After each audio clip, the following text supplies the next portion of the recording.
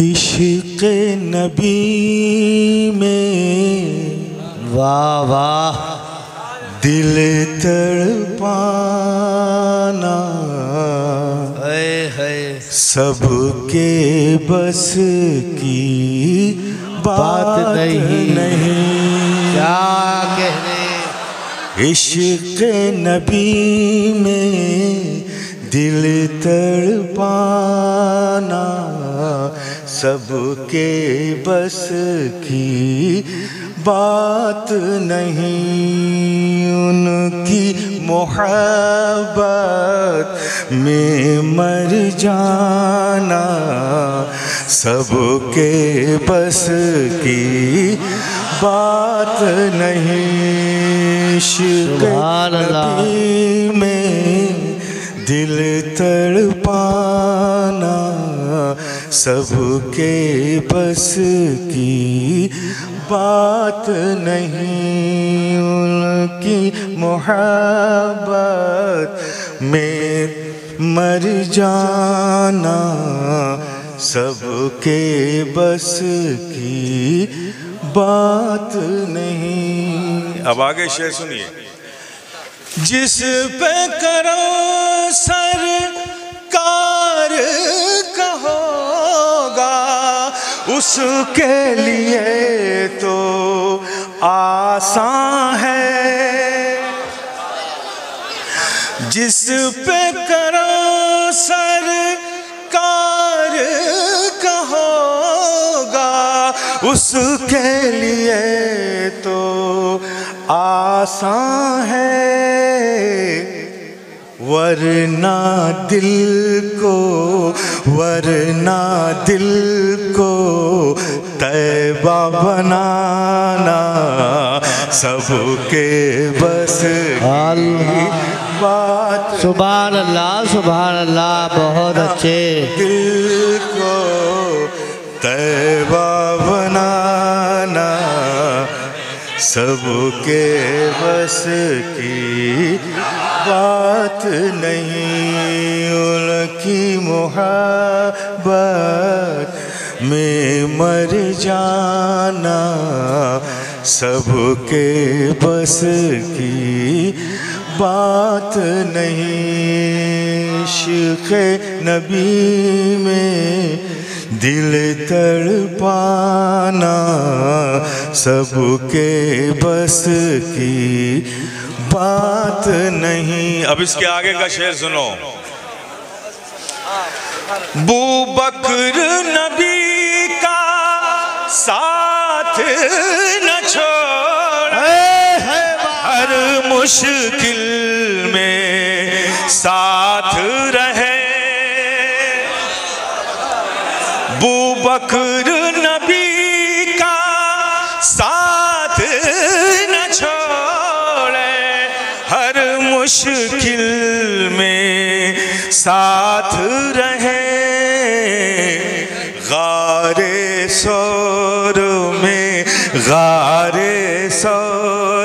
में साथ निभाना सबके बस की बात नहीं। नारे तकबीर, नारे रिसालत, जश्ने सिद्दीक़ अकबर, जश्ने सिद्दीक़ अकबर, जश्ने सिद्दीक़ अकबर। नारे हैदरी, अहले सखानो, उलमा अहले सुन्नत, हुजूर कायदे मिल्लत। सबके बस की बात नहीं। उनकी मोहब्बत में मर जाना सबके बस की बात नहीं। सुभान अल्लाह। अबू बकर नबी का साथ न छोड़े हर मुश्किल में साथ रहे। अबू बकर नबी का साथ न छोड़े हर मुश्किल में साथ रहे। गारे शोर में, गारे शोर में साथ निभाना सबके बस की बात नहीं। गारे शोर में साथ निभाना सबके बस की बात नहीं। अब इसके आगे का शेर सुनो, इसके आगे का शेर सुनो।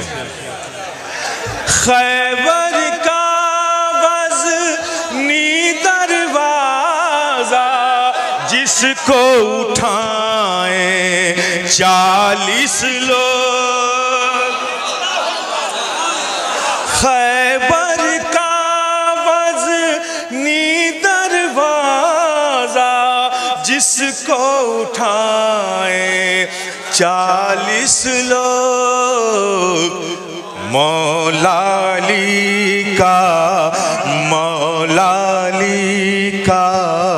तन्हा उठाना सबके बस की बात नहीं। मौला अली का तन्हा उठाना सबके बस की बात नहीं। उनकी मोहब्बत में मर जाना सबके बस की बात नहीं। इश्क़ नबी में दिल तड़पाना सबके बस की बात नहीं।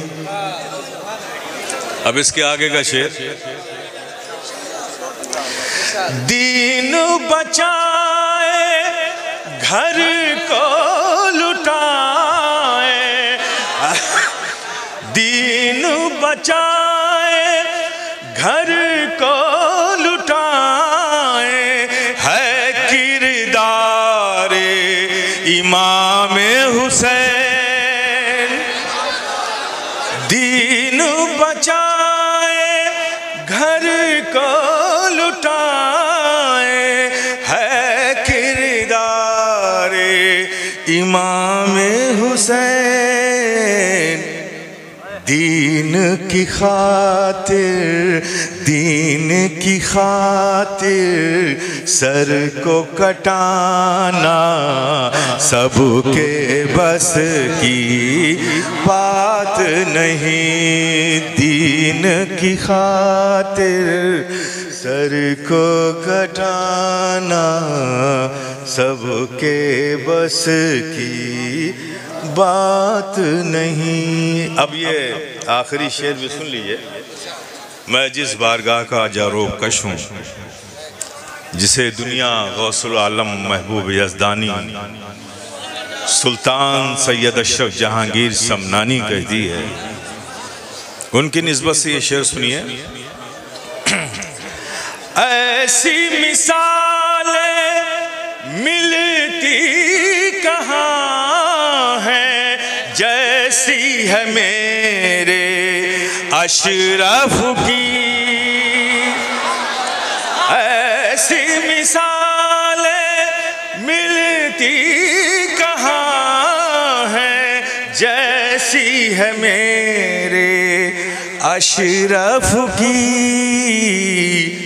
तख्ते हुकूमत, तख्ते हुकूमत को ठुकराना सबके बस की बात नहीं। तख्ते हुकूमत को ठुकराना सबके बस की बात नहीं। उनकी मोहब्बत में मर जाना सबके बस की बात नहीं। एक बार इसी रंग में दरूद पाक पढ़ लो। अल्लाहुम्मा सल्ली अला सय्यदना मौलाना मोहम्मद व अला आलि सय्यदना मौलाना मोहम्मद कमा तुहिब्बु व तुरदा बिन तुसल्ली अलैहि सलातु व सलामुन अलैका या रसूलल्लाह। की मोहम्मद से वफा तूने तो हम तेरे हैं, की मोहम्मद से वफा सल्लल्लाहु तआला अलैहि वसल्लम तूने तो हम तेरे हैं। ये जहां चीज है क्या लौहो कलम तेरे हैं। ला युमकिनु सनाओ कमा कान हक़्क़हू बादज़ खुदा बुजुर्ग तुई किस्सा मुख्तसर।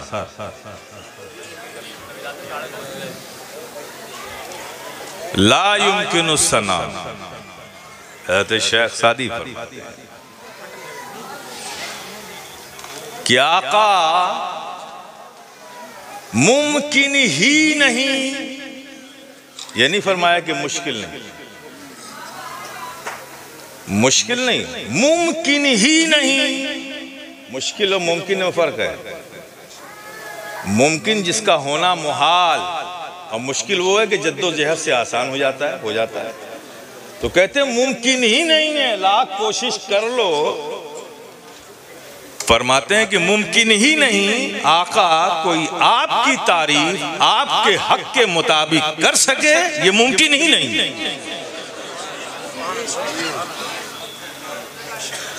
बस हम तो बस ये जानते हैं बादस खुदा बुजुर्ग तुई किस्सा मुख्तसर। अल्लाह के बाद जमीन और आसमान में अगर कोई बुजुर्ग बरतर जात है तो आका बस आपकी जात है।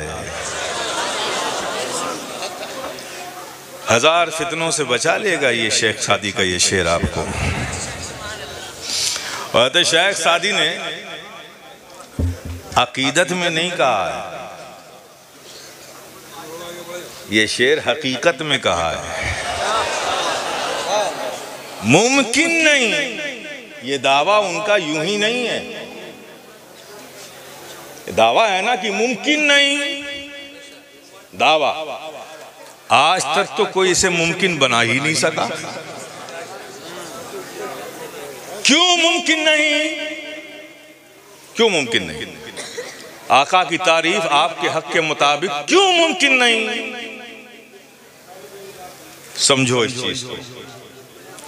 किसी की तारीफ उसका जो हक है उसके मुताबिक करने के लिए उसकी हकीकत की मार्फत जरूरी है। जब तक आप किसी की हकीकत को जानोगे नहीं तो उसकी तारीफ उसके हक के मुताबिक नहीं कर सकते।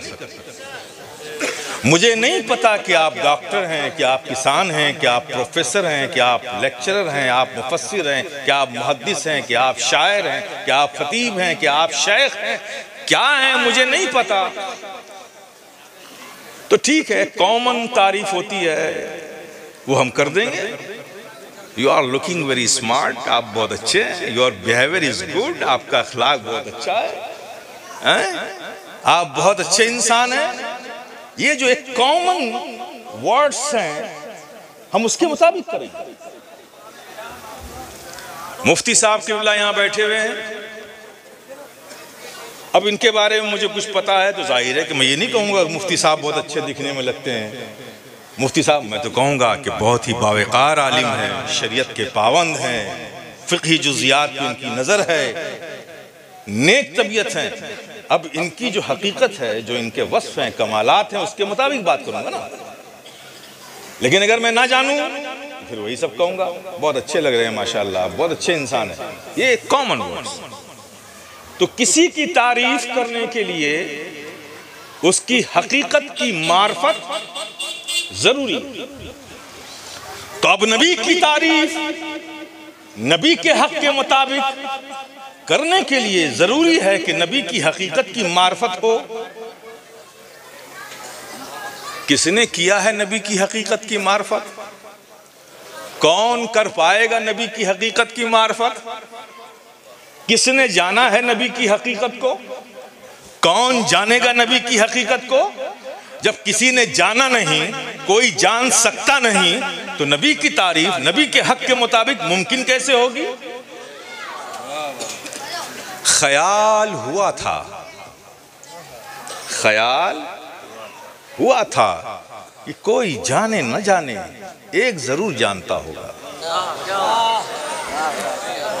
एक जरूर जानता होगा, जो बचपन में भी साथ रहा, जो जवानी में भी साथ रहा, जो सफ़र में भी साथ रहा, जो हिजरत में भी साथ रहा, जो गारे सौर में भी साथ रहा, जो आखिरी आरामगाह में भी साथ रहेगा।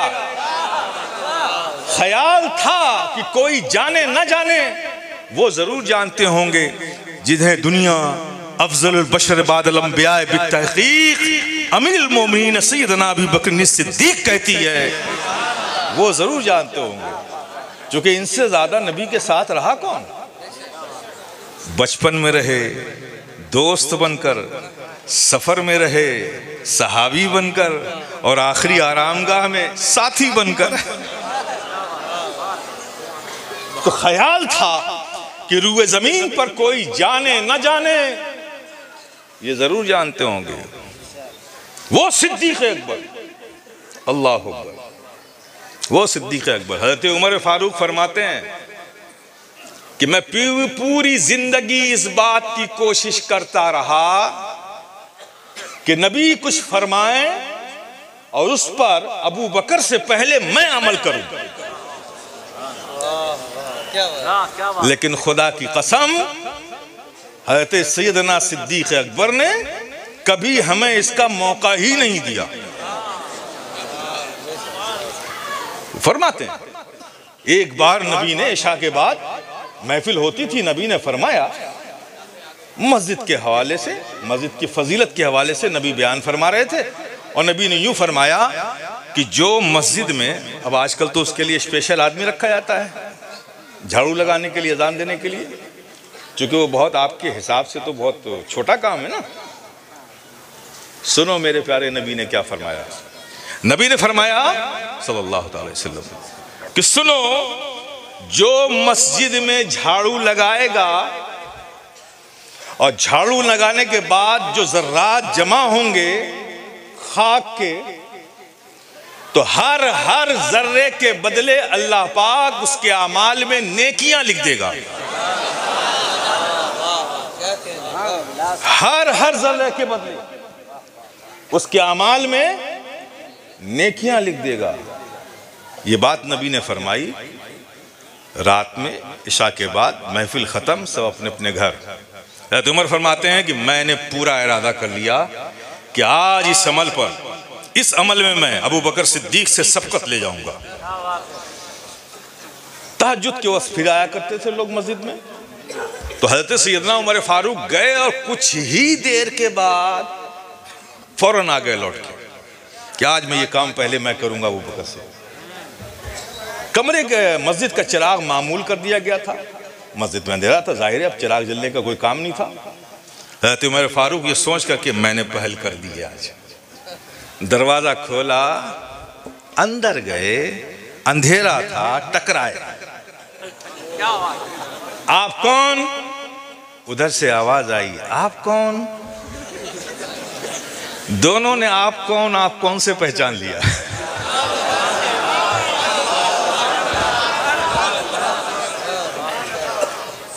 हज़रत उमर फारूक ने फरमाया, अरे आप कब आ गए? आप कब आ गए? कहा उमर मैं घर गया ही कब था जो वापस आता।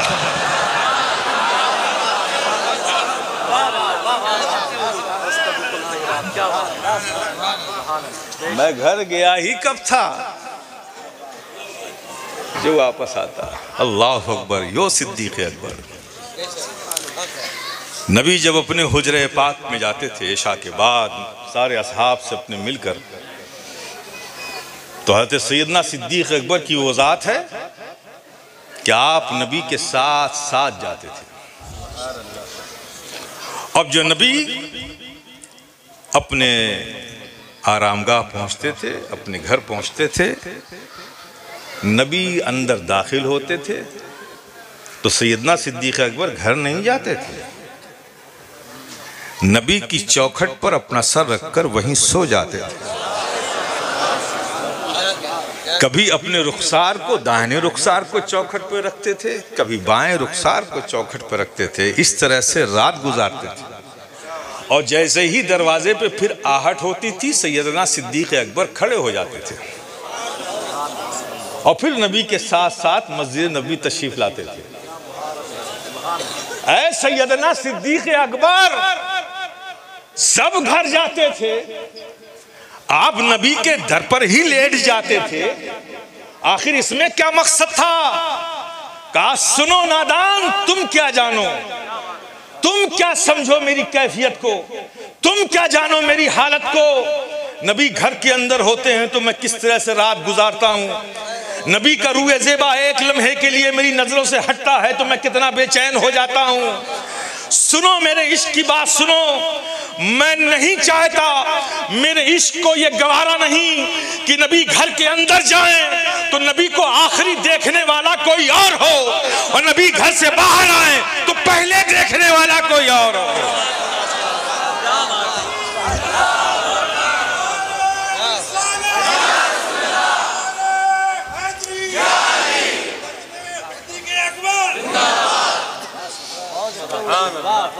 ऐसे सिद्दीक अकबर, क्या मिसाल लाओगे उनकी, क्या मिसाल लाओगे हैं? एक बार बस हुआ था वाकया, एक बार हुआ था कि सिद्दीक अकबर सबसे बाद में उस काम को किए, एक बार। लेकिन क्यों किया ये तो सुन लो मेरे प्यारे। जब ज़कात का हुक्म आया, नबी ने सारे सहाबा से फरमाया कि अल्लाह ने तुम पर ज़कात वाजिब किया है, जाओ अपने घरों को हिसाब किताब लगाओ और ज़कात लाके जमा करो। सब गए, हिसाब किताब लगाया, जितनी ज़कात निकलती थी माल की लेकर आ गए। सिद्दीक अकबर नहीं आए। उस दिन सबको हैरत हुई कि हर काम में सबकत सिद्दीक अकबर ले जाएं, और आज अभी तक नहीं आए। इंतजार पे इंतजार, सब आ गए, आखिरी सहाबी भी आ गए जिनको आना था, सिद्दीक अकबर नहीं आए। फिर नबी भी एक ताराना निगाह सारे सहाबा पर डाली, मेरा अबू बकर कहाँ है? अभी नबी की जबान से ये निकला ही था तो देखते क्या है कि गर्द उड़ाते हुए कई ऊंट चले आ रहे हैं, और आगे आगे एक ऊंट की नकेल पकड़े हुए सिद्दीक अकबर हैं, चले आ रहे हैं। 3 ऊंटों पे लदा हुआ सामान लेकर बारगाह मुस्तफा में हाजिर हुए। सब देखकर हैरान, अरे जब ज़कात 3 ऊंटों पर है तो माल कितना होगा? सब हैरान कि हम ये ना समझते थे कि अबू बकर के पास इतना माल है। अरे हमारा माल तो एक गठरी में आ गया, इनकी ज़कात 3 ऊंटों पर। सब हैरान। और नबी ने जब ये हालत देखी तो तबस्सुम फरमाया, तबस्सुम फरमाया, और लोगों को समझाने के लिए ये कहा ताकि तुम भी समझ जाओ। ऐ अबू बकर, इतना माल ज़कात का या रसूलल्लाह, ये ज़कात का माल नहीं है। अल्लाह ने जो हमारे लिए निसाब मुकर्रर किया है, उसके नज़दीक जो हमारी ज़रूरत है, वो निसाब जब मुकर्रर कर दिया तो उससे ज़ायद जितना माल था सब लेकर आ गया हूँ। तो उस माल को जमा करने में, इकट्ठा करने में वक्त लग गया। माजरत चाहता हूँ हुजूर, ना ज़्यादा रखूंगा। जब अल्लाह ने निसाब मुकर्रर कर दिया कि एक शख्स के लिए इतना सोना, इतना चांदी, इतना ज़रूरत का सामान, तो बाकी जितना है उस पर ज़कात है ना, तो जितना बाकी है सब लेकर आ गया।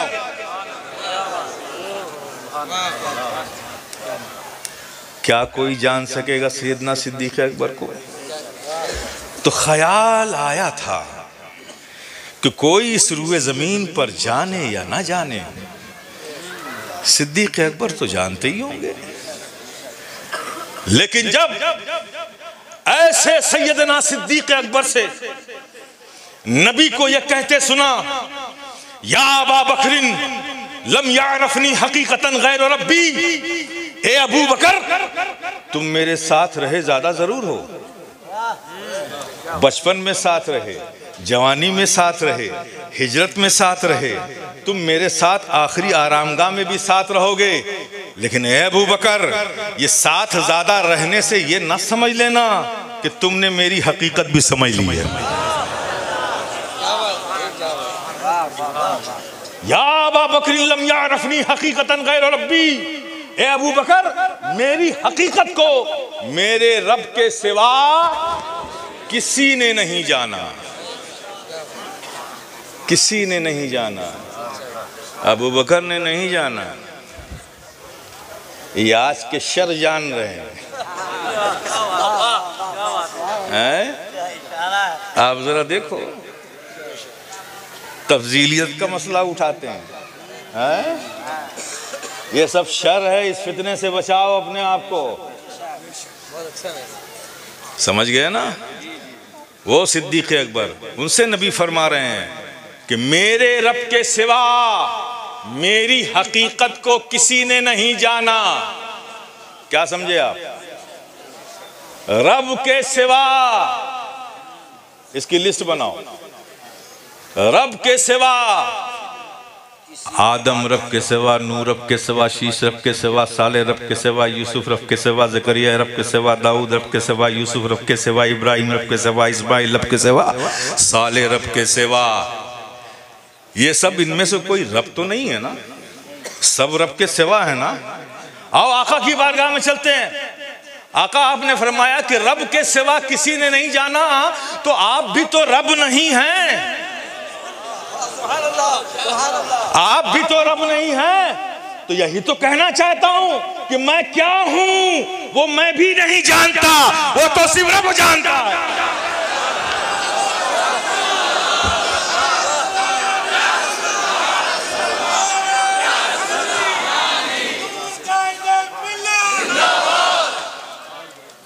वो तो सिर्फ रब जानता है। सिद्दीक अकबर, मौला अली मुश्किल कुशा, उनसे नबी क्या फरमा रहे हैं? उनसे क्या फरमा रहे हैं? वो अली जो पैदा हुए तो आंख नहीं खोली, उनके आंख ना खोलने से पूरे बनु हाशिम में ये बात फैल गई कि अब्दुल मुत्तलिब के घर एक बच्चा पैदा हुआ और वो भी उसके अंदर देखने की सलाहियत नहीं। जिसने भी गोद में उठाया आंख बंद देखा, नहीं, इसका मतलब ये है कि नक्स है, ये देख नहीं सकता। सब गोद में उठाते थे, अरब का तरीका है।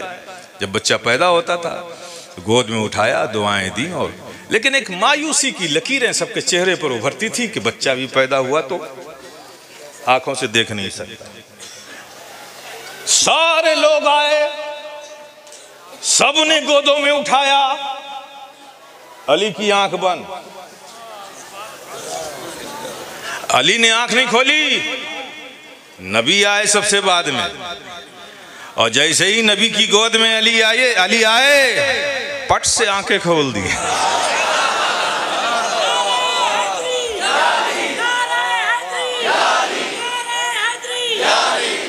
अरे अली, आपको कैसे मालूम हो गया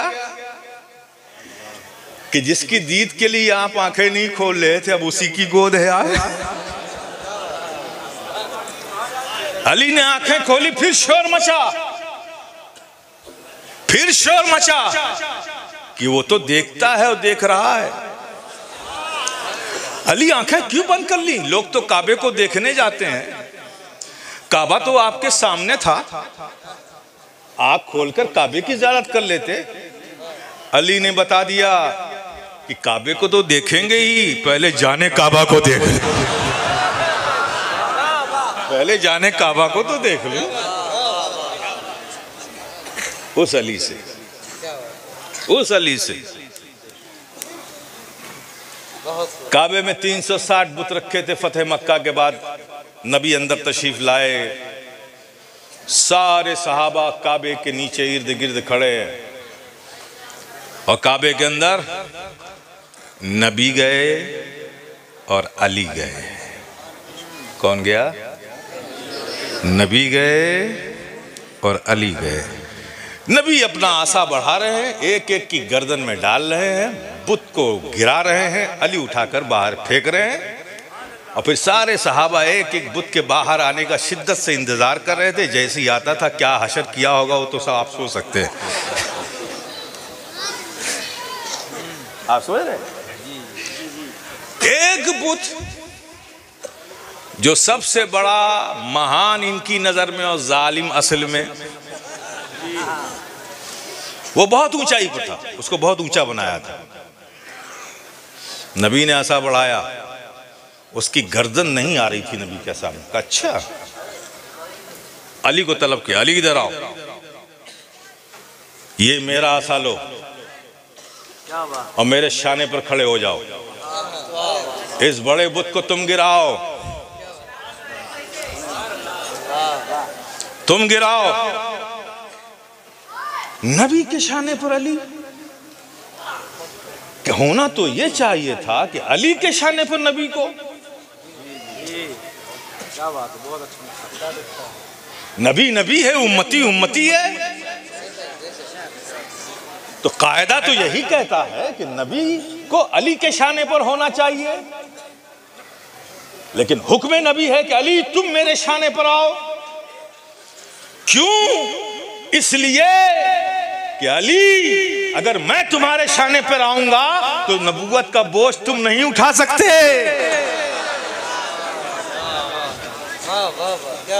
अली को अपने शाने पर लिया और अली को दिया आसा। अली ने गर्दन में डालकर गिराया। लोगों ने पूछा अली से, अब ये एजाज तो बहुत बड़ी चीज थी कि नबी ने अपने शाने पर अली को लिया।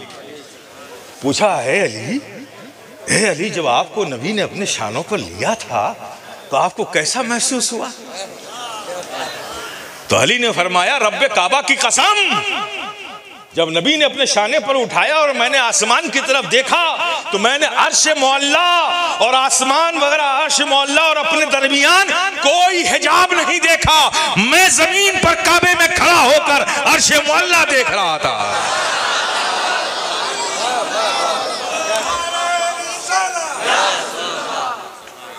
ऐसे अली से नबी फरमाते हैं, नबी आ रहे हैं, मौला अली इधर से आ रहे हैं, कुछ करीब हुए, मुस्कुराए, पूछा, ऐ अली, तुमने मोहम्मदुर रसूलुल्लाह को कभी देखा है?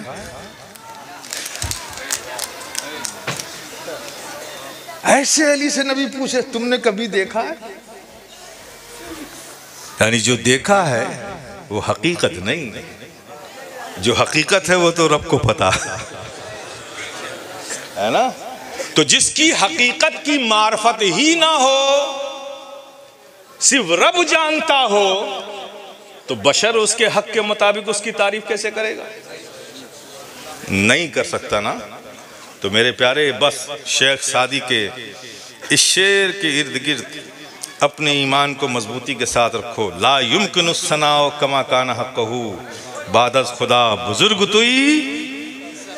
इसमें किंतु परंतु बट लेकिन ये सब बेकार सी बात है, समझ गए ना। खुदा के बाद जमीन और आसमान में अगर कोई बुजुर्ग बरतर ज़ात है तो आका आपकी है। मौलाना ने फरमाया कि अहले बैत को ये आयत करीमा जो है ना, ये बहुत पसंद है। वला सौफ युती का रब्बु का फतर्रा, है ना, कहा ना, तो मैंने वहीं से इसे ही उन्वान बना लिया। वाक़या भी बताया है ना। मैं उस तफसीर में नहीं जाता, बहुत सारी तफसीरें इसकी और भी हैं, लेकिन ये सही है कि आका अपनी उम्मत के हवाले से बहुत ही फिक्रमंद रहा करते थे। जब भी तन्हाइयों में हाजिर होते थे, ए अल्लाह मेरी उम्मत को अजाब से बचा ले, ए अल्लाह मेरी उम्मत को हलाकत से बचा ले, ए अल्लाह मेरी उम्मत को तबाही से बचा ले। रो रो कर दुआएं करते थे, रो रो कर। खुदा की कसम मैं कहता हूं, कोई माँ क्या प्यार करेगी अपने बेटे से इतना, कोई बाप क्या प्यार करेगा अपने बेटे से इतना, जितना हमारे आका हमसे प्यार करते हैं। जब भी तन्हाइयों में आका हाजिर होते थे, बहती हुई आंखों से रो रो कर अपनी उम्मत के लिए दुआ फरमाते थे। बीच में वही का आना वो रुक गया, मशीयत इलाही है, ताने देने लगे लोग। उम्मत की खैर खाही भलाई के लिए दुआ जारी रखी, दुआ जारी रखी। अब इनाम आया तो तसलसल से इनाम आया। पहले मनाया गया, महबूब जो वही नहीं आई, तुम्हारे दिल पर इसका बड़ा बोझ रहा ना, मगूम रहे ना, तो वद्दुहा वल्लैलि इज़ा सजा मा वद्दअका रब्बुका वमा कला वलल आखिरतु खैरुल लका मिनल ऊला। ऐ महबूब, ये जो वही नहीं आई तो इससे आपकी अजमत में कोई कमी नहीं आई। आपका आने वाला हर वक्त पिछले वक्त से बुलंद है। पहले महबूब को खुश किया गया, और फिर जो उम्मत के लिए रोते रहे थे नबी ना, रो रहे थे ना, वही आना बंद हो गई। उम्मत से बहुत ज्यादा प्यार, रो रो कर फरियाद करते रहे, दुआ करते रहे। आगे बशारत यूं दी, वला सौफ युअतीका रब्बुका फतरदा। ऐ महबूब, आपको अपनी उम्मत से बहुत प्यार है, आप मेरी बारगाह में आके बार बार अपनी उम्मत के लिए रोते हो, दुआएं करते हो। तो ऐ महबूब, कह दो अपनी उम्मत से, मैं वादा करता हूं तुमसे, वाला सौफा युअतीका रब्बुका फतरदा, अनकरीब तुम्हारा रब तुम्हें इतना देगा, इतना देगा कि तुम राजी हो जाओगे। इतना देगा, इतना देगा, तुम राजी हो जाओगे। जिब्रील अमीन आए, आका वही लाया हूं। जिब्रील, क्या वही लाए हो? रब ने फरमाया है, वला सौफा युअतीका रब्बुका फतरदा। नबी ने सुना, चेहरे पे बशाशत के आसार नुमाया हुए।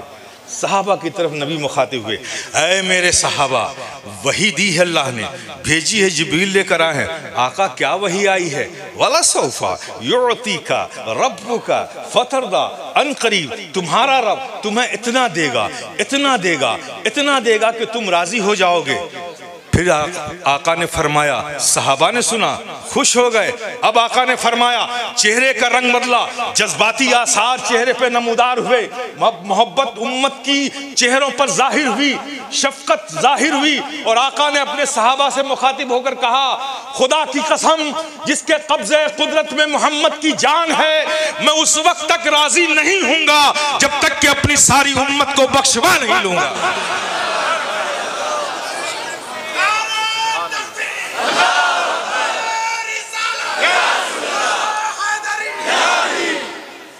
उम्मत को बख्शवा नहीं लूंगा। तसव्वुर करो मेरे प्यारे, अब यहां कितने वादे हो गए? एक वादा रब का अपने महबूब से, दूसरा वादा महबूब का अपनी उम्मत से। उस वक्त तक राजी नहीं होऊंगा जब तक के बख्शवा नहीं लूंगा सारी उम्मत को। इसकी भी तफसीर, राई के दाने पे भी अमल होगा ना, तो आखिर में वो भी चला ही जाएगा जन्नत में। आका उसे भी नहीं छोड़ेंगे, है ना। अब आप देखिए, अल्लाह ने क्या फरमाया, इतना दूंगा कि तुम खुश हो जाओगे। अब जरा इसको भी समझ लीजिए, अपने हिसाब से समझाता हूं आपके हिसाब से। इतना दूंगा कि महबूब तुम खुश हो जाओगे। ये अल्लाह ने फरमाया अपने महबूब से। और महबूब ने क्या फरमाया, मैं उस वक्त तक खुश नहीं होऊंगा जब तक कि सारी उम्मत को बख्शवा नहीं लूंगा। ये दो बात ज़हन में रखिए, और ये होना है। अब जरा देने और लेने के सिस्टम को भी समझिए। दो तरह से देना होता है, एक लिमिटेड और एक अनलिमिटेड। एक ये मैं वादा करूं कि जलसे के जितने भी मुंतज़मीन हैं, माशाल्लाह आपने जलसा सजाया, शामियाना लगाया, लाउड स्पीकर अच्छा लगाया, उलमा की ज़ियाफ़त की, उन्हें बुलाया, अखराजात हुए होंगे, तो मैं भी इस सवाब के काम में 5000 रुपये से शिरकत करता हूं। तमसीलन कह रहा हूं।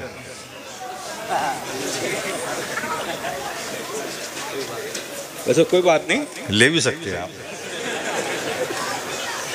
है ना। अब ये जनाब यहाँ के नौजवान बच्चे हर साल उर्स में जाते हैं, माशाल्लाह बड़ी खिदमत करते हैं। अल्लाह पाक इनके नसीबे को बुलंदी अता फरमाए, इनकी खिदमतों का सिला दे इन्हें। अब एक बच्चा पहुंचा कर, हजरत आपने जलसे में वादा किया था कि 5000 रुपये दूंगा, आ गया हूं, लाइए दे दीजिए। तो मैं जाहिर है बुलाऊंगा अपने वर्कर को जो जिम्मेदार होगा कि भाई 5000 रुपये लेके आओ। वो 5000 रुपये लेके आएगा, मैं आपको दूंगा और कहूँगा भाई गिन लीजिए। और वैसे भी हमेशा याद रखिए, मामलात करने में ये ख्याल रखिए, गिन कर दीजिए, गिन कर लीजिए। मैं कहूँगा गिन लीजिए। अब वो नोट, मेरी दी हुई नोट के बंडल को 50 रुपये का एक बंडल है जो 5000 रुपये होता है, उसे गिनना शुरू किया उसने।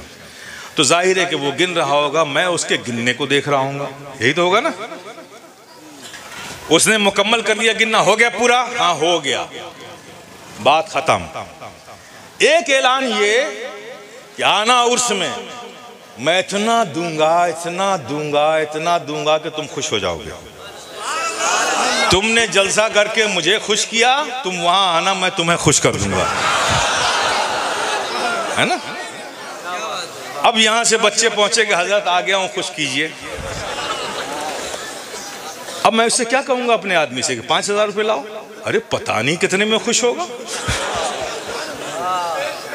ले आओ भाई, एक सेनी में भर के ले आओ और उस पर गिलाफ चढ़ा देना।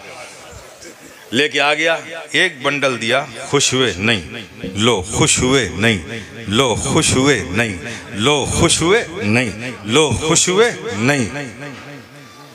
वो नहीं नहीं कहता जाएगा, मैं देता चला जाऊंगा। अब ये बताओ कि मेरी नजर दिए जाने वाले नोट पर कि लेने वाले के चेहरे पर? खुश हुए नहीं, लो खुश हुए, नोट नहीं देख रहा हूं, लो खुश हुए नहीं, लो। और वो लेने वाला नोट को देख रहा है, कौन सा बंडल आया, हाँ? यही है ना। खुश हुए नहीं, लो मैं नहीं देख रहा हूं, मैं तो सिर्फ चेहरा देख रहा हूं। खुश हुए नहीं, लो खुश हुए और लो, खुश हुए नहीं और लो। ऐ वफादारान मुस्तफा, ऐ गुलामान मुस्तफा, क्या होगा हश्र में? एक खुदा होगा, एक मुस्तफा होंगे और ये गुनहगार उम्मत मुस्तफा के सामने खड़ी होगी। आका हम गुनहगार उम्मतियों के हाथों को पकड़ेंगे, पेशे खुदा करेंगे। रब कहेगा जाने दो, महबूब खुश हुए नहीं, जाने दो, महबूब खुश हुए नहीं, जाने दो, महबूब खुश हुए नहीं, जाने दो, महबूब खुश हुए नहीं, जाने दो। खुदा ये नहीं देखेगा कि कौन जा रहा है, वो तो बस ये देखेगा कि मेरा महबूब खुश हुआ।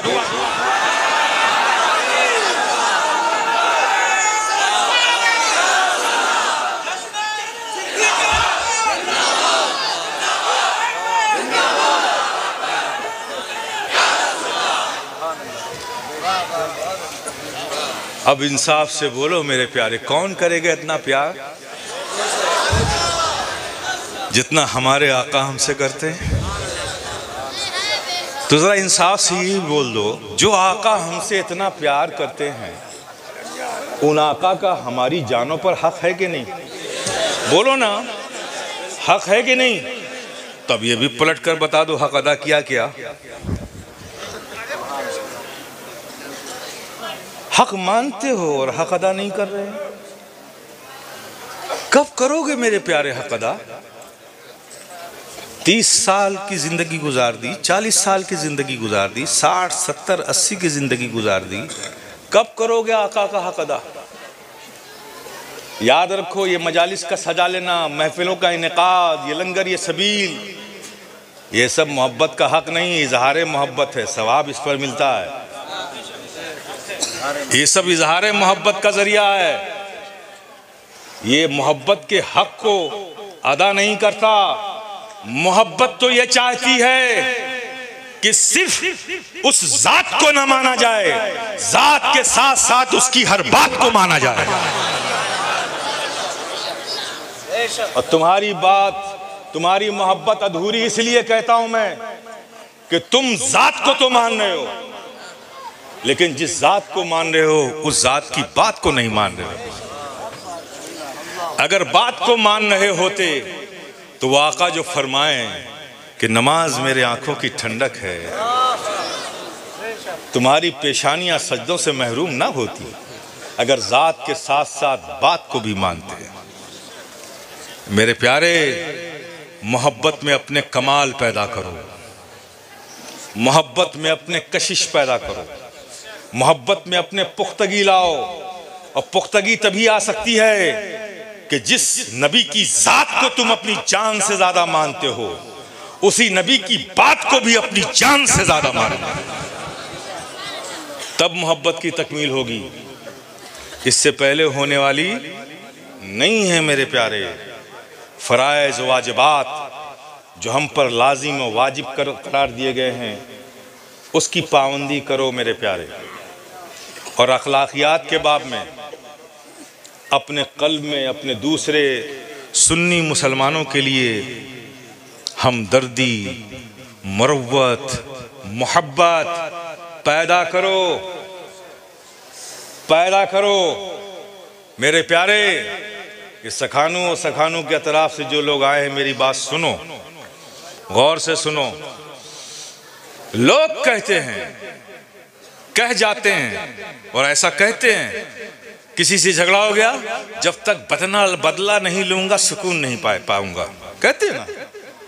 और खुदा की कसम आज तक कोई भी ऐसा बदला लेने वाला मुझे नहीं मिला जिससे सुकून मिला हो।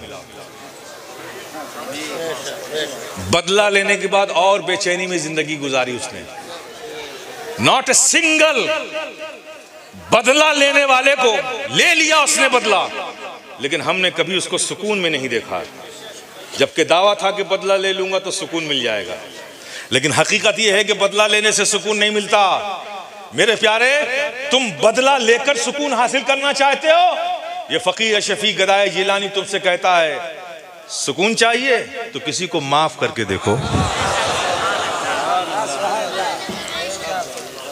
माफ करके देखो मेरे प्यारे, फिर उस रात देखना कितने सुकून की नींद आएगी। क्योंकि बदला लेना ये रब को पसंद नहीं, और जो चीज रब को पसंद नहीं उसमें सुकून नहीं। माफ कर देना, रब इससे राजी और खुश होता है। जिस चीज से रब राजी हो सुकून वहीं मिला करना। एक शख्स था बड़ा जालिम था, बड़ा शुरूट था, बड़ा क्रूर था, बहुत जुल्म था। उसके जुल्म की दास्तानें मशहूर थी। लोग उसे आता देखते थे, रास्ता बदल देते थे। इस पूरी दुनिया में एक ही शख्स था जो उससे बड़ा डरता था, वो उसके साथ साथ रहता था। डर की वजह से एक ही साथी था, वो मर गया। तो वो साथी जो डर के साथ उसके साथ रहता था, जब वो मरा तो उसने उसको ख्वाब में देखा। वो शातिर आदमी को, जालिम आदमी को सारी बुरी आदतें उसमें थी। ख्वाब में देखा तो उसने तंजन कहा, जाहिर है कि अब कौन सा डर है, वो तो मर गया। तंजन कहा, पता चला दुनिया में जुल्म करने का अंजाम क्या होता है। अब सजा में होगे, तुम सजा भुगत रहे होगे, अजियतें झेल रहे होगे ना। रोने लगा वो शख्स कि हाँ तुम सही कहते हो, मेरे जो गुनाह थे उस पे जो मुझे अजाब मिलने वाला था वो मुझे दिखाया गया, बताया गया। और वाकई अगर उस अजाब में मैं मुब्तला कर दिया जाता तो खुदा जाने क्या होता। का क्या मतलब, तुम उस अजाब में मुब्तला नहीं किए गए? कहीं नहीं, अल्लाह ने मुझे माफ कर दिया। वो हैरत ज़दा, तुझ जैसे जालिम और पापी को माफ कर दिया? कहां अल्लाह ने माफ कर दिया? तेरे पास कौन सा अमल था जो सबब बना तेरे माफी का? मुझे तो नहीं याद है कि कोई तेरे पास ऐसा अमल था जिस बुनियाद पे तू माफ कर दिया जाए। कहाँ, ऐसा तो कुछ नहीं था। लेकिन हाँ, एक बात हुई थी कि मैं घर रोज आता था और बीवी को बिला वजह मारता था, कोई ना कोई बहाना बना के मारता था। लेकिन एक दिन पता नहीं मुझे क्या हुआ, मैं जब घर आया तो उस दिन वाकई दाल में उसने नमक नहीं डाला था। मारने की पूरी वजह मेरे पास थी, लेकिन मेरे दिल में ख्याल आया रोज़ तो खाना बनाती, रोज़ मैं इसे मारता हूँ, चलो आज नहीं डाला नमक, कोई बात नहीं। उस दिन मैंने उसको माफ़ कर दिया। तो मैंने जो उस दिन उसको माफ़ किया, उस माफ़ी के सदक़े अल्लाह ने मेरे सारे गुनाह माफ़ कर दिए। तो मेरे प्यारे, आपस में अफ़ू व दरगुजर से काम लिया करो। माफ़ करने में ज़्यादा सुकून है, बदला लेने में ज़्यादा सुकून ज़्यादा क्या है ही नहीं सुकून है मेरे प्यारे। अपने माशरे को मोहब्बत के रंग में रंगने की कोशिश करो, किरदार में हुस्न पैदा करो, अखलाक में वसअत पैदा करो, एक दूसरे के लिए अफ़ू व दरगुजर का माहौल बनाओ। मेरे प्यारे, ये ज़माना जो कोशिशें कर रहा है, जो कुछ भी ज़माने में हो रहा है, इन्होंने हमें रीड किया है, इन्होंने हमें पढ़ा है, इन्होंने हमें देखा है। क्या बात है कि ज़रूर ज़मीन पर आज से 100 साल पहले भी मुसलमान था, उससे 100 साल पहले भी मुसलमान था, इस अर्धगीते पे 1400-1500 सालों से मुसलमान है। लेकिन कभी भी किसी मुल्क की जुर्रत नहीं हुई कि हमारे नबी की शान में कोई गुस्ताखी कर सके।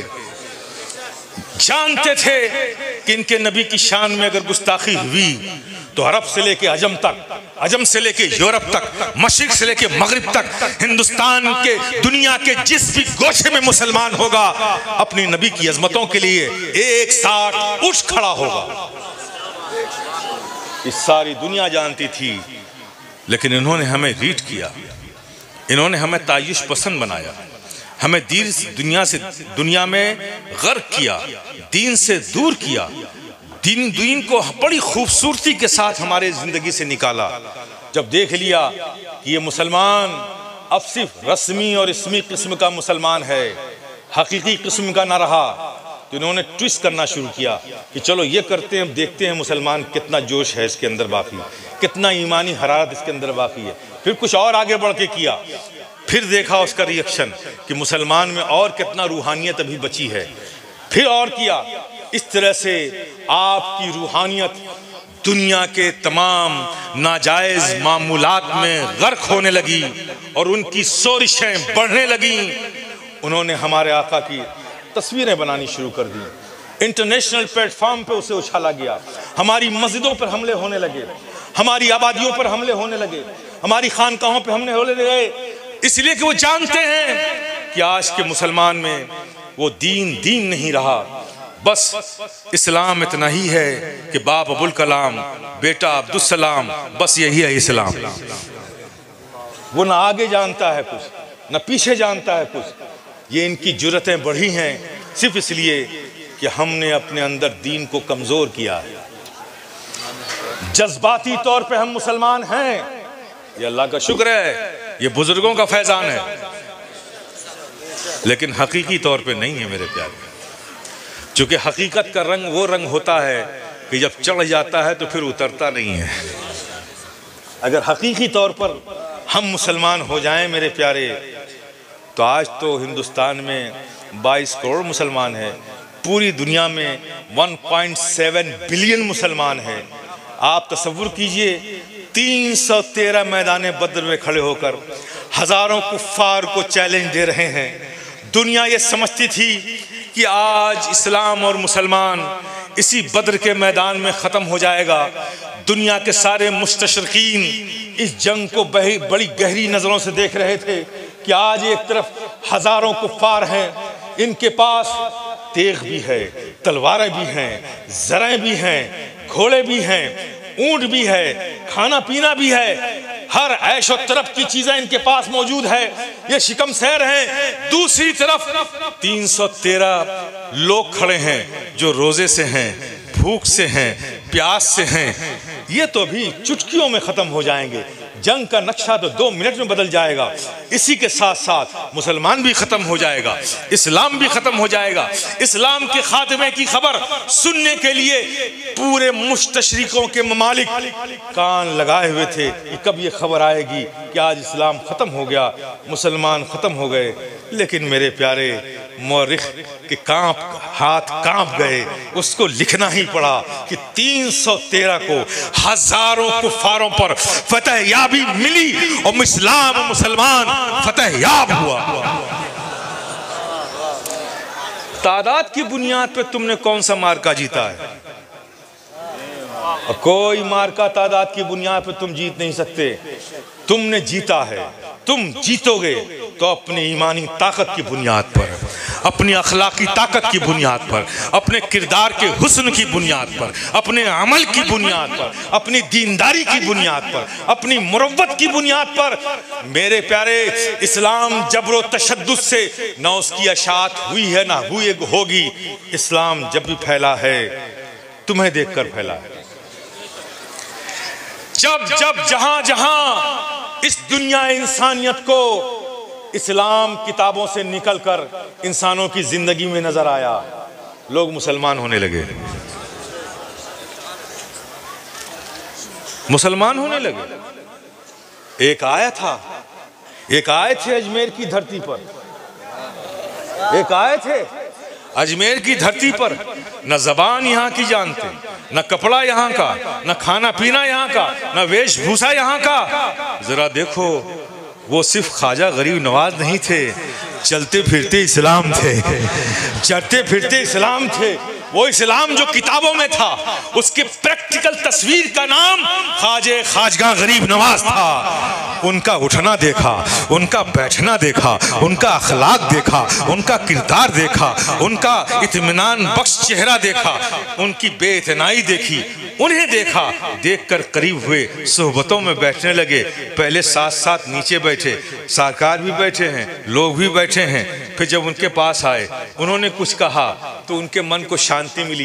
कहने लगे लोग कि महाराज, अब आप नीचे नहीं बैठेंगे, हम आपके लिए आसन लगाते हैं, आप ऊपर बैठे, हम आपके चरणों में बैठेंगे। महाराज, जब आप बैठते हैं और जब आप बोलते हैं, पूरी बात तो समझ में नहीं आती, लेकिन जब भी बोलते हैं तो मन को बड़ी शांति मिलती है, आत्मा पवित्र हो जाती है, हम दुनिया को भूल जाते हैं, सारे रंजो गम भूल कर आप में खो जाते हैं। आपके मुख को देखते रहते हैं, आपके चेहरे को देखते रहते हैं। नजरें हटती है, हटाने को जी नहीं चाहता, तबीयत चाहने को करती है, जी नहीं चाहता। आपके चरणों में जिंदगी गुजारने की ख्वाहिश रखते हैं, जरूरियात हमें ले जाती है। ये देखो, जब जब इस्लाम अमली तौर पर एक मुसलमान की जिंदगी में आया है तो दुनिया उसे देखकर मुसलमान होती गई है। मेरे प्यारे, अगर फिर इस्लाम की अजमतों को आज के इस दौर में तुम बुलंद करना चाहते हो तो किसी भी ईंट और पत्थर की तुम्हें अपने हाथों में लेने की जरूरत नहीं है। बस दीन के परचम को, अहकाम को, फराइज को, अपने अखलाक को, नबी की दी हुई तालीमात को अपनी जिंदगी में मजबूती से लाओ। देख लेना, फिर दुनिया तुम्हारे कदमों में आ जाएगी, फिर दुनिया तुम्हारे कदमों में आ जाएगी। ये चोरी, ये चमारी, ये झूठ, ये बेईमानी, फिर कहते हो कि अल्लाह रज़ाक है। अकीदा यह है कि अल्लाह रज़ाक है और तुम्हारा अमल बिल्कुल उसके खिलाफ है। अगर हम ये होशियारी नहीं करेंगे तो माल में कमी आ जाएगी। कमाल की बात करते हो, अरे फज़ल करने वाला अल्लाह है, रिस्क देने वाला अल्लाह है, नेमतें देने वाला अल्लाह है। तो जब तुम ये अकीदा रखते हो तो अमल उसके मुताबिक क्यों नहीं है? क्यों दूसरों की दौलत पर नजर रखे हुए हो? क्यों गलत काम करते हो? हक करो, वो करो जिससे रब राजी हो। मेरे प्यारे, अजमतें चाहते हो तो तुम्हें अपनी मौजूदा जिंदगी को बदलना होगा, बदलना होगा। तरीके मुस्तफ़ा को छोड़ना है वजह बर्बादी। अगर दुनिया भटकती है उसे भटकने दो, तुम आजाद नहीं हो, बिल्कुल नहीं। तुम अपनी समझ से अपनी जिंदगी गुजारो, तुम इसके लिए आजाद नहीं हो। तुमने अपनी जानों का सौदा जब बाजारे मुस्तफा में कर दिया है, मुस्तफा जाने रहमत की गुलामी का पट्टा अपनी गर्दनों में डाल लिया है, तो तुम आजाद नहीं हो। तुम्हारी जिंदगी पाबंद है, शरीयत की पाबंद है, फरमाने मुस्तफ़ा की पाबंद है, अहकाम फराइज वाजिबात की पाबंद है। तुम जब अपना सौदा कर चुके हो, तुम बिके हुए हो। और दुनिया की किसी भी कुव्वत में ये ताकत नहीं है, किसी भी इंसान में ये कुव्वत नहीं है कि तुम बिके हुए को कोई खरीद सके। शुक्र तुम ऐसे बाजार में बिके हो जिस बाजार का खरीदार वो है जिसके सबब अल्लाह ने इस आलम की तख्लीक की, जो मकसूद तख्लीक कायनात है। तुम उस बाजार में बिके हो मेरे प्यारे, तो तुम्हारे खरीदने वाला कौन हो सकता है? शर्त ये है मेरे प्यारे, अपनी जिंदगी को बदलो, अपनी जिंदगी का मुहासबा करो कि हम मुसलमान हैं, इस्लाम ने हमें क्या तरीक़े ज़िंदगी दिया है, हमारा रब हमारी किन आदतों से, किन बातों से, किन अमल से खुश होगा और किन से नाराज़ होगा। ये ज़रूरत है अपनी ज़िंदगी में लाने की। और यूं ही अगर सुन कर सिर्फ सुन्नी बने रहे ना, तो सुनते सुनते कब्र में चले जाओगे, फिर तुम्हारी दास्तानें भी न होंगी दास्तानों में। जिंदा हो और जिंदा रहना चाहते हो, अपनी नस्लों को जिंदगी के साथ इस रुए जमीन पर देखना चाहते हो अपनी कब्रों से, तो मेरे प्यारे पहले तुम जिंदा हो, ताकि तुम्हारी आगोश में पलने वाली तुम्हारी नस्लें भी जिंदा हो। और जिंदगी तुम्हें दूसरा कोई नहीं देगा, जिंदगी तुम्हें दीन देगा।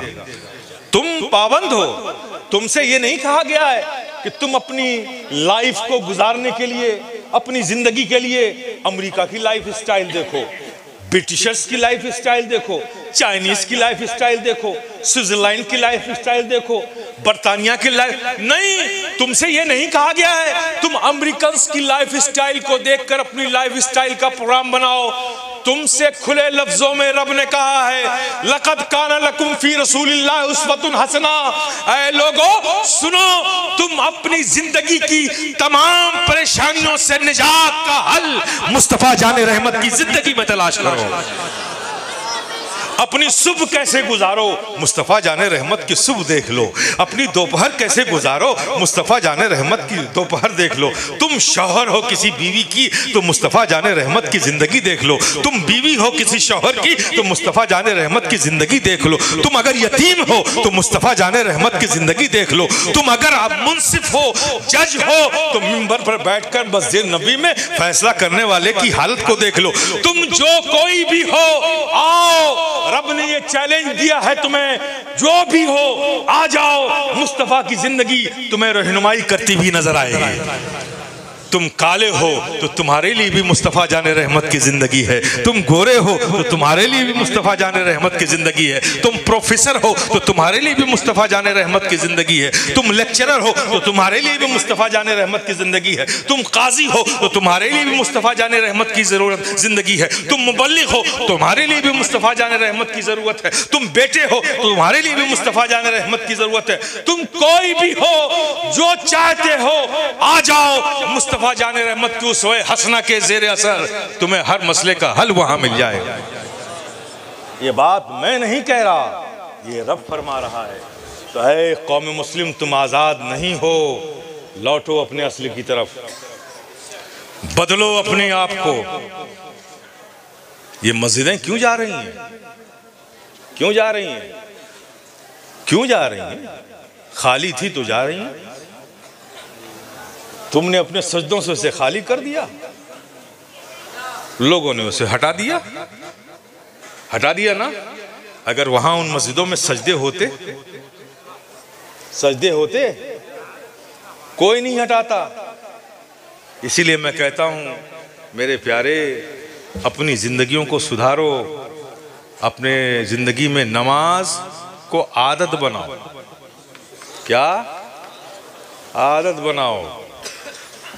इतनी नेमतें अल्लाह ने दी है। 5 वक्त की नमाज में कितना वक्त लगेगा टोटल मिला के? कितना वक्त लगेगा? बहुत आराम से पढ़ने वालों को भी 2 घंटे से ज्यादा नहीं लगेगा, और जल्दी पढ़ने वाले तो आधे घंटे में निपटा देंगे। हैं? इतनी नेमतें रब ने दी, आंख दी, कान दिए, चलते फिरते टांग दी, हाथ उठते हुए हाथ दिए, धड़कता हुआ दिल दिया, जिंदगी दी, सांसें दी, नेमत दी। किसने दी है? सब रब ने दी है, सब रब ने दी है। तो उसकी बारगाह में 5 वक्त हाजिर भी नहीं हो सकते? यार क्या एहसान फरामोशी है भाई। हम किस किरदार के हो गए जिस रब ने इतनी मेहनतें, इतनी नेमतें हमें दी, इतना फजल फरमाया हमारी जानों पे कि अपने महबूब की उम्मत बना दिया। इससे बड़ा एहसान और क्या समझोगे तुम? अपना महबूब अपने महबूब का उम्मती बना दिया। कितना बड़ा रब ने फज़ल फरमाया। उसके बाद सारी नेमतें दी रब ने, उन नेमतों को शुमार नहीं कर पाओगे जो जो अल्लाह ने नेमतें दी हैं। तो क्या उसका शुक्राना अदा करने के लिए उसके 5 वक्त उसकी बारगाह में हाजिर नहीं होते? नहीं हो सकते। और जबकि मेरे प्यारे आज के दौर में, हर जमाने में, आज के दौर में कुछ ज्यादा नमाज फर्ज है। वो रक्षा चलाने वाला हो, मुफ्ती साहब हो, पीर साहब हो, साइकिल वाला हो, खेत जोतने वाला हो, कोई भी हो, नमाज पढ़ने में सब बराबर है। सब पे फर्ज है, किसी को छुट्टी नहीं है। ये बाबा लोग जो आज के निकले हैं, पीराने तरीक़त, नाबालिगाने मार्फत,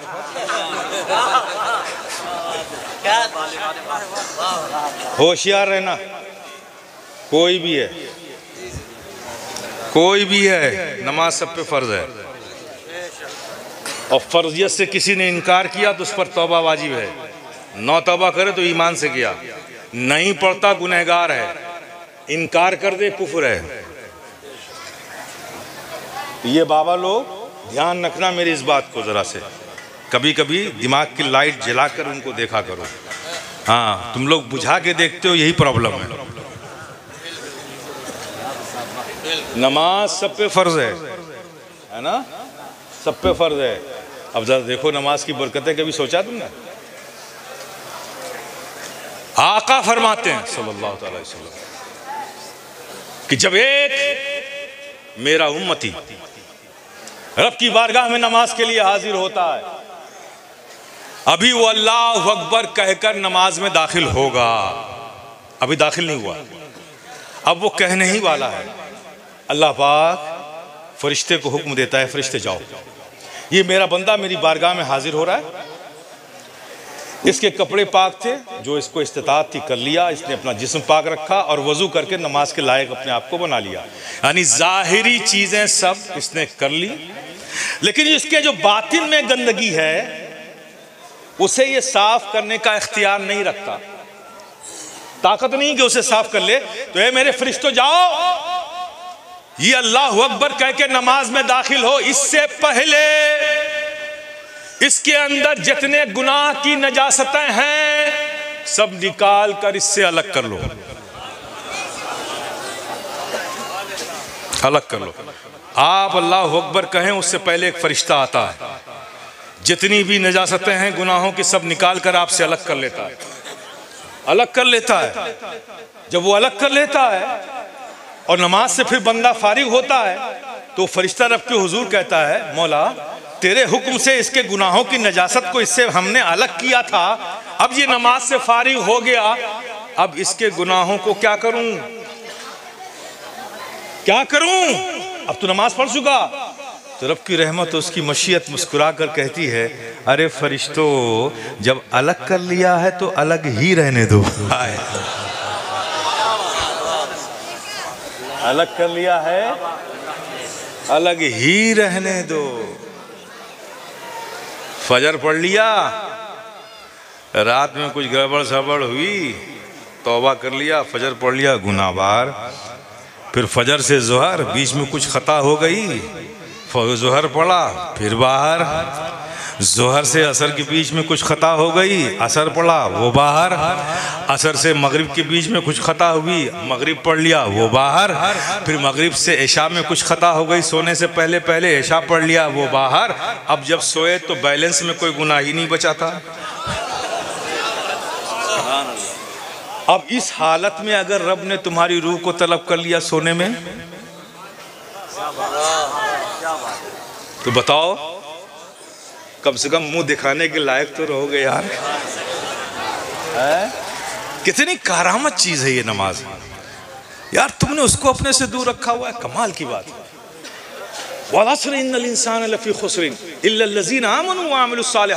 कसम है जमाने की, सारे का सारा इंसान घाटे में है, फायदे में वही है जो ईमान लाया और जिसने अच्छे अमल किए। बड़े साफ लफ्जों में रब तुमको दावत दे रहा हो नेकियों की तरफ। अपने आप को सुधारो, अपने आप को संभालो, अपने आप को बनाओगे तो तुम्हें देखकर तुम्हारे बच्चे भी बनेंगे, फिर उन्हें देखकर उनके बच्चे बनेंगे, माशरे में इस्लाह होगी। झूठ बोलना बंद करो, बेईमानी करना बंद करो और नमाज की पाबंदी करो और आपस में एक दूसरे के लिए मुरव्वतें रखो, मोहब्बतें रखो। ये ईगो जो है ना, ईगो ये शैतान का शर है। ये नफ्स जो है तुम्हारे अंदर, ये तुम्हें भड़काता है और मैं जो है ना, ये वही लाता है। और ये मैं बड़ा खतरनाक है, इसकी बड़ी पुरानी तारीख है मैं की। और मैं के टकराव की तारीख ये गवाही देती है कि जिस छोटे ने अपनी मैं को अपने बड़े की मैं के सामने लाया, उससे टकराया, वो गुमराह हो गया।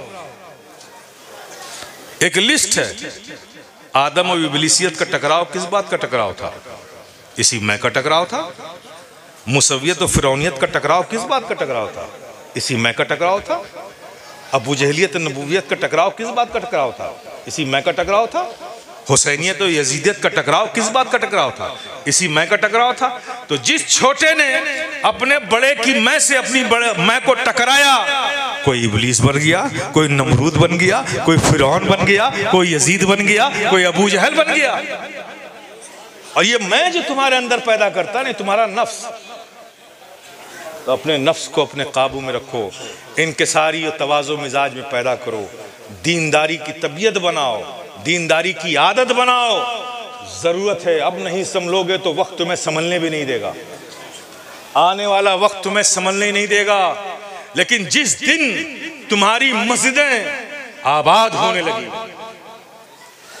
जिस दिन तुम्हारे बच्चों की जिंदगी इस्लामी शियार और इस्लामी रंग में गैरों को नजर आने लगी, मैं यकीन के साथ कहता हूँ, ये फ़कीर शफ़ी गदाए जिलानी पूरे विजदान से बोलता है कि जिस दिन तुम्हारी जिंदगी इस्लामी रंग में गैरों को नजर आने लगी, आज भी फिर किसी में जुर्रत नहीं होगी कि तुम्हारे दीन की तरफ कोई आंख भी उठाकर देख सके।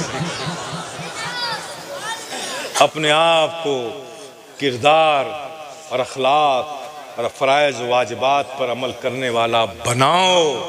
बहुत हमने वक्त ज़ाय कर दिया है। हज़रत सैयदना सिद्दीक़ अकबर की निस्बत पर नाज करने वालों, सिर्फ नाज करने से काम चलेगा? उन्होंने तो अपनी पूरी जिंदगी कुर्बान कर दी। आप वक्त की कुर्बानी नहीं दोगे? मेरे बच्चों, मेरे अजीजों, बड़ी ज़रूरत है, अपनी मस्जिदों को आबाद करो, मस्जिदों को आबाद करो। और ये काम कब से शुरू करना है? आज फजरी से शुरू करना है। बोलो भाई, इंशाअल्लाह मौला ताला। नियत कर लो इसी वक्त, क्या सैयदना सिद्दीक़ अकबर आपकी निस्बतों पर हम वारी जाएं, आपके जश्न में आए, और हम ये अल्लाह की बारगाह में दुआ करते हैं कि मौला करीम कल सुबह से ही हमें नमाजी बना दे, और ये नमाज हमारी आदत बन जाए, ऐसा नमाजी बना दे। मैं कहता हूँ मेरे प्यारे, ये नमाज एक ऐसी नेमत है ना, इसे एक बार इससे मोहब्बत करके देखो, एक बार मोहब्बत करके देखो। बस तुम मोहब्बत करते जाओ, करते जाओ। जिस दिन पलट के इसने तुमसे मोहब्बत करनी शुरू कर दी ना, तो तुम इसे छोड़ ही नहीं पाओगे। ये शायद छोड़ोगे तो रात भर नींद नहीं आएगी, फजर नहीं पढ़ोगे तो दिन भर बेचैन हो जाओगे, जोहर नहीं पढ़ोगे तो दिल में किसी काम में तबीयत ही नहीं लगेगी। इससे एक बार मोहब्बत तो करके देखो, फिर देखो ये कैसी मोहब्बत करती है, तुम इसे छोड़ ही नहीं सकते। बस इससे तुमको मोहब्बत करने की शुरुआत करनी है। आज भी हो जो बराहीम सा ईमा पैदा, कर सकती है अंदाज़े गुलस्तां पैदा। मा तौफ़ीक़ी इल्ला बिल्लाह, अस्तग़फ़िरुल्लाह अस्तग़फ़िरुल्लाह व आख़िरु दावाना अल्हम्दुलिल्लाह।